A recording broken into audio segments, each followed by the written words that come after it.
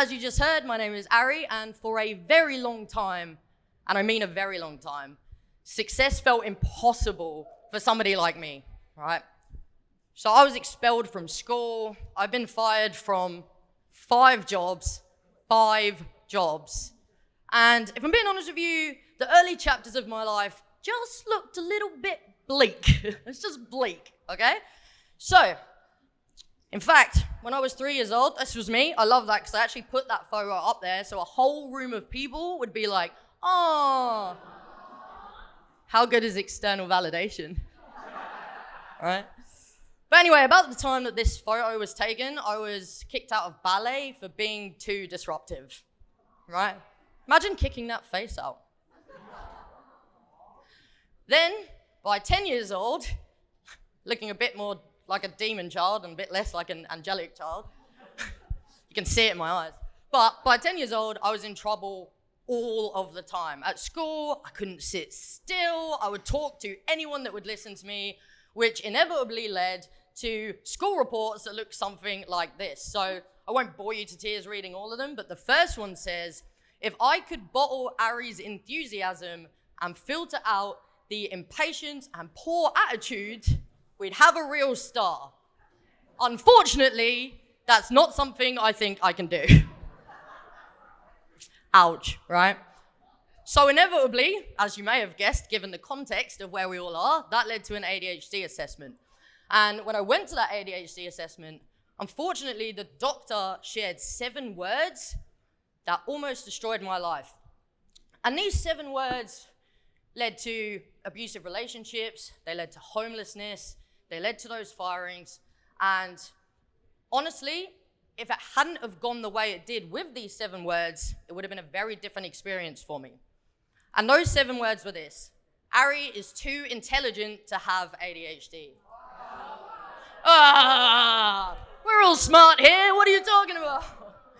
So, yeah, obviously, as we can tell from everyone's reaction, we are going back over 20 years, and at the time, obviously there's still misinformation around ADHD, but back then it was a lot worse, and they thought the correlation was there. So this meant that the narrative became, well, you must be choosing to behave this way. So I was labeled the problem child, and that was that, right? Which meant, when I did get diagnosed as an adult, while it was nice to have an explanation, still didn't really give me much hope for the future. Because by then, self-esteem was just in the absolute gutter. The words like wasting potential and never amount to anything and can't complete projects, can't stay on task would just circle around in my head even with my diagnosis. So I still didn't have any sort of, like hope. There was still no hope. And then I found entrepreneurship. And it absolutely changed my life. Woo! So, I started a company called Handle. Won't bore you with that one either. But it was basically like an ethical food delivery platform. If you imagine Uber Eats, but better. That's what that was. And my ADHD brain just absolutely thrived. I finally found this place where having ADHD was a huge advantage. And we had everything we needed in place. I had a partner, we built the app, we had the restaurants, we were good to go. I was wearing a ridiculous yellow helmet. We were ready. All we really needed was a cool $100,000 investment, right? So I went to pitch it, and I faced a lot of rejection, and that was a fun learning curve for me about how to handle that. But eventually, one day, the phone rang, and an investor was in. We got the $100,000, right? Woo! Let me tell you, calling my mum and being like, guess he's not a failure anymore. Until 2 weeks later when the phone rang again and that investor pulled out. To be fair, she had been diagnosed with cancer. She's okay now, so that's really good news. But it just really wasn't gonna work. Health is always the priority, right? But it did mean we needed another $100,000. So I joined Clubhouse. Imagine podcasting, but like a live audience who can ask you questions. And it was full of all these entrepreneurs and investors, and I was like, well, I need $100,000, so that's where I need to be. So on the stage I was in there, pitching my business. Someone noticed that in my profile, it said I had ADHD, right? And then in this room of all of these really successful entrepreneurs and investors, about 80% of them started sharing their own ADHD diagnosis. Crazy, right?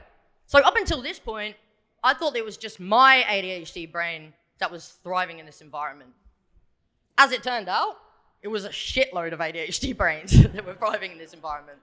So that was it. I was obsessed, and I hyper-focused on it. I started a room on Clubhouse, press back, not forward.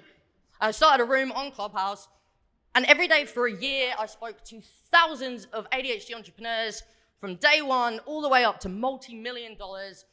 And I read everything I could about this connection. And in that time, I learned 3 key things. The first one is that people with ADHD are 300% more likely to start a business than people who don't have ADHD. The second one is that how to harness your ADHD to be successful as an entrepreneur. And the final one, of course, as was the case for me, is that entrepreneurship really is a lifeline for ADHD brains in a system very much not designed for us to thrive. And that was the start of my mission to build 100,000 ADHD-owned businesses. So much of that validation. I want to stay here forever.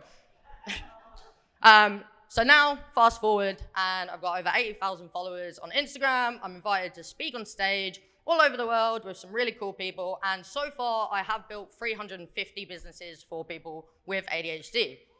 So today I'm going to share with you the 3 things that I have learned about building a business when you have ADHD, so if that's something you want to do, you can do it 10 times quicker than I did. Does that sound good? Nice. All right, cool. So what we're going to do first is I'm going to show you how to find the right idea for a business. So this is a business that works with your ADHD, so you want to start with those foundations. Then I'm going to give you an ADHD-aligned business model so you can build that business idea in a way that works with your ADHD brain. And finally, I'm going to give you a step-by-step framework to build that business model without overwhelm and without burnout. And I'm going to do that all in 16 minutes and 12 seconds. So if anybody wants to record, because I'm going to have to talk real quick, feel free. I won't be offended. Like, record it, do audio, whatever you need to. That is okay. So let's start with the right business idea of your ADHD brain. And we can skip past this one because there's one capital letter missing, and I hate that fact. Awesome. Okay, so raise your hand for me if you've ever had an idea for a business. Any idea at all? Yeah, I thought so, right? Now keep them up, keep them up, keep them up, keep them up. Put it down if you've ever had an idea for a business, but it never made a sale because you got bored or you got over it or you just changed your mind. Yeah, I thought so. Now, the good news is that isn't your fault. The chances are that the dopamine trap is to blame, okay? So, let me explain that to you. So essentially, a business has 2 components, and that's it. The first one is delivery. That's really simple. That's just providing the thing that you sell. It's just doing it, giving it, selling it, right? The second is acquisition. That is getting people to buy what you sell, right? That's the 2 core components. Now, if you have ADHD, we love the delivery. We love it. Well, I'm so good at this, I can't wait to do it all the time. But we really hate acquisition. We're like, oh, public, fear of judgment, content creation. People will judge me. We're not a fan, right? So, the dopamine trap is best explained with the ADHD entrepreneurs map, but I needed you to know that first. So essentially, you can see here that you start with your business idea. Now this map goes all the way along to the end of that successful and sustainable business where you're super fucking rich, right? That's what we want. We're going from there to there, all right? In the first stage, that's the build stage, business idea to business launch, that's the ADHD happy zone, right? We're thriving. Interest-based nervous system is kicked in. We love it. We're passionate about it. It's novel. It's interesting. The hyper-focus is there. We have a delusional sense of self-confidence that this is 100% going to go fine, right? Yeah. That dopamine is through the roof. Then we launch the business and the reality of what we've just done sets in, right? Now, for any entrepreneur, a knowledge and skill gaps start to kind of emerge, right? Then entrepreneurs build systems, they go through the map. But if you have ADHD, we have unique ADHD challenges that amplify the feelings of those knowledge and skill gaps. Things like emotional dysregulation, so we feel things more intensely than others. Things like that interest-based nervous system now become a disadvantage because we're not as interested anymore because who wants to do emails, right? It's a problem. And of course, you're making me laugh. I'm trying to focus. All right, so, and of course, stop it. All right. And then, of course, executive dysfunction, right? Planning, organizing, all of the stress. Now, that takes that dopamine right down to the floor, no motivation, and that is a dopamine trap. Because what happens is we get overwhelmed, and our subconscious goes, God, I miss my dopamine. Remember when I had that? And we're like, I know what I'll do. I'll do something else. I'll start a new idea, right? And we go round and round and round and round. And that is why, if that's happened to you, it's not your fault, okay? It's a dopamine problem. It's never a you problem. So, how do we fix that? We start with the right idea, an ADHD-aligned idea. And to do that, we use the 5P system. Now, the first P in the 5P system, they all start with P, in case that wasn't obvious, is problem. We find a problem to solve, okay? We find a problem and we build a solution.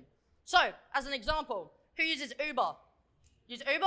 Or actually, you guys will use Lyft. I learned that now. Awkward. Oh well. All right, who's used Uber? Past tense. Awesome. So, the problem that Uber solved is that taxis needed pre-booking, long wait times, and you could only pay in cash. So they made that a lot more convenient, right? Netflix, renting movies is inconvenient, and it leads to late fees. Fun fact about Netflix, actually, I can't prove that the founder of Netflix had ADHD, but he did start the business because he had too many late fees. So, now, IKEA. People want stylish furniture, but it's inaccessible and it is unaffordable. Fun fact, again, the founder of IKEA did have ADHD, and you can tell.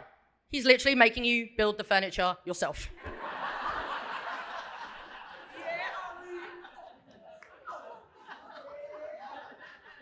That looked like pause for laughter, but I'm so dehydrated.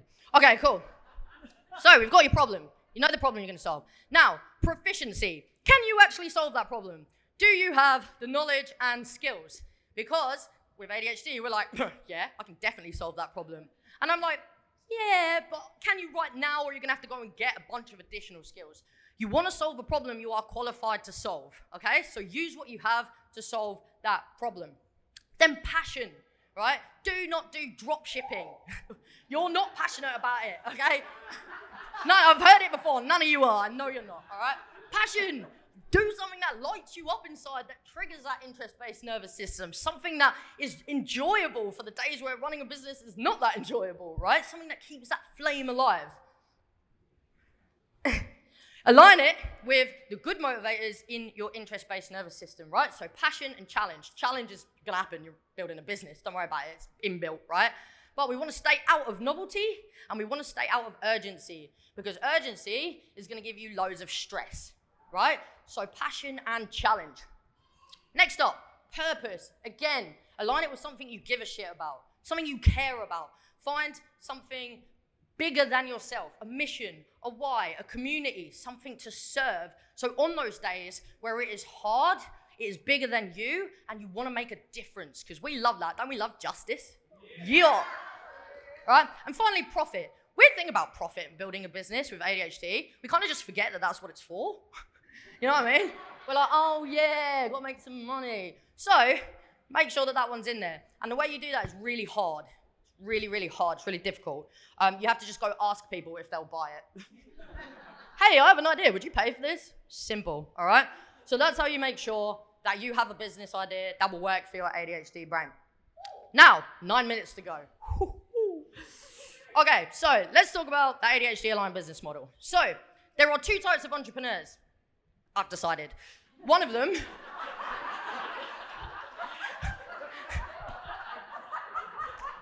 Can we stop? I'm on a timer. We can't go this far. All right. So one of them is the global empire builder. That's your CEO. That's your wanna be a billionaire. Really cool. Not for me. Not for me. I don't want that. I'm like the freedom seeker type of entrepreneur, right? I want to just get out of the system. I know that the system's not designed for me. I know it doesn't work. I want my autonomy, right? I want to be free from that. I want to make my own decisions. I don't want anyone telling me what to do. All right? So if that's you, this is the business model for you. If it's not, talk to a few of my friends, they'll help you out. All right, and the good news is there has literally never been a better time to build a business if you have ADHD, because you only need 3 things. The first one is access to the knowledge to do so. The second is digital leverage, tools, platforms, so on. And third is unlimited opportunity. And the internet is going to give you all 3 for free. All three for free. Struggle with THs, it's an English problem. All right, cool. But you do need to build it in a way that works with your ADHD brain. So this model is simple, and it is freedom-centered, and it is highly profitable. It doesn't require a team. You can build it on your own, no salary responsibility. So you don't have to worry about putting a roof over somebody else's head, because that is a lot of pressure, all right? It's built in like adaptable compartments, hence modular, to keep it nice and simple. But most importantly, it is designed specifically for ADHD entrepreneurs. I know that because I designed it. If you don't have ADHD, can't help you. Sorry, but you all do, yay! All right, so the Solo-modular business model. It's a 3-stage model, okay? So the first thing we're gonna do is we're gonna build skills. We do need a couple of skills at the beginning to get this thing rolling, right? Now in this stage, you're gonna have to work more and earn less because you're putting time into building the skills. But I promise you it'll be worth it. I seem quite trustworthy, yeah? Yeah, I promise you it'll be worth it. All right, cool. Then we're gonna create systems. This is where you're gonna start to work the same amount, but you're gonna earn money, yeah! Right? And then finally in stage 3, we're gonna productize and we're gonna outsource, not to a team though, but we'll get to that. But, and we're gonna work less and earn more. Woo! Dreams can come true. All right, cool. So let's talk about building skills. So in stage 1, 2 things. Audience building, that's your social media audience. Don't be frightened though, it's okay. I promise, it's okay, we can do this. Skill number 1, you need to learn how to create content, right? Static content and video content, right? And I know that's daunting, but I believe in you, all right? That's the key thing to remember. Now the second one is copywriting and design principles, right? So that is just marketing through writing. So storytelling, how to sell with writing, and then how to make things not look shit, right? So just design things nice. Now, monetization, offer creation. Put your hand up if you've ever used Google Maps. Awesome, that means you can create an offer that will sell, okay? So we start with problem. We've already done that. Whew, 1 step ahead, right? Find a problem to solve. That's where they are now on Google Maps. That's your location right now, okay? Then the consequence. This is important. This is how people experience having the problem that you solve.